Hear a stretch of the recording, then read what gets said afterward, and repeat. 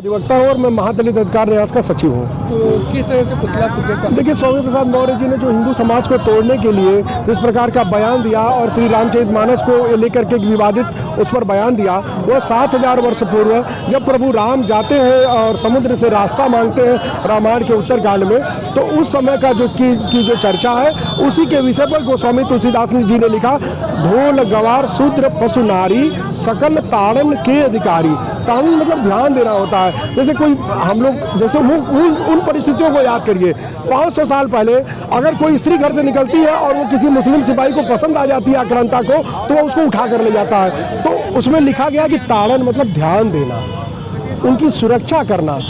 शूद्र मतलब मान लीजिए अगर उनके अनुसार वो 500 साल पहले ये संवैधानिक व्यवस्था में शूद्र है, तो भी उसका ध्यान देना, उसकी सुरक्षा करना, उसके बारे में सोचना। ढोल, अगर ढोल को आप खींचेंगे नहीं, उसका ध्यान नहीं देंगे तो वो बजेगा नहीं।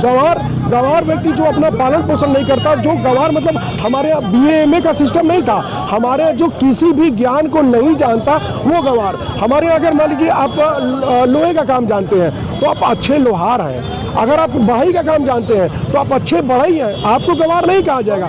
जो व्यक्ति समाज में कुछ भी नहीं जानता है उसको हमारे यहाँ गंवार कहा गया, और उसका भी ध्यान देने, उसके बारे में सोचने की आवश्यकता है, ऐसा गोस्वामी तुलसीदास जी ने लिखा था। अब देखिए, अखिलेश यादव जो शूद्र की परिभाषा मानते हैं, उस परिभाषा में अखिलेश यादव शूद्र हो सकते हैं, क्योंकि हमारे यहाँ शूद्र कोई जाति नहीं है, लेकिन जो अपने पिता का सम्मान नहीं करता शूद्र वो है, जो अपनी माता का सम्मान नहीं करता शूद्र वो है, जो अपने देवता का सम्मान नहीं करता शूद्र वो है। तो अखिलेश यादव जी अपने पिता का कितना सम्मान करते हैं ये अखिलेश यादव जी जानते हैं। हमारे यहाँ शूद्रता की परिभाषा यही है, और हमारे यहाँ जाति आधारित प्रथा नहीं है, हमारे यहाँ कर्म आधारित सामाजिक व्यवस्था है। जो ब्राह्मण का काम करता है, शिक्षा देने का काम करता है, वो ब्राह्मण है, और जो सेना में जाके सैनिक का काम करता है वो क्षत्रिय है, जो वणिक का काम करता है, व्यापारी का काम करता है, वो वणिक बनिया है। उसमें भी अलग अलग विंग्स बनी हुई है।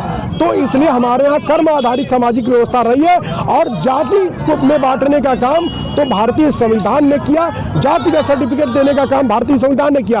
भारतीय धर्म ने कभी नहीं इसका किया है। तत्काल गिरफ्तार किया जाए, उनकी बेटी को भारतीय जनता पार्टी से निष्कासित किया जाए, और उनके स्वामी प्रसाद मौर्य के ऊपर NSA लगाकर उनकी अवैध संपत्तियों की जांच करके, जैसे मुख्तार अंसारी के खिलाफ, जैसे विजय मिश्रा के खिलाफ, जैसे विकास दुबे के खिलाफ, जैसे अतीक अहमद के खिलाफ कार्रवाई हुई, इनकी सारी अवैध संपत्तियां जब्त कर ली गई। उस तरह से ये लोग देश विरोधी शक्तियों के संपर्क में है और सनातन धर्म को और देश को तोड़ने का षड्यंत्र कर रहे हैं। इसलिए इनके भी खिलाफ जांच करके इनकी संपत्तियां जब्त करके इनको जेल में बंद किया जाए।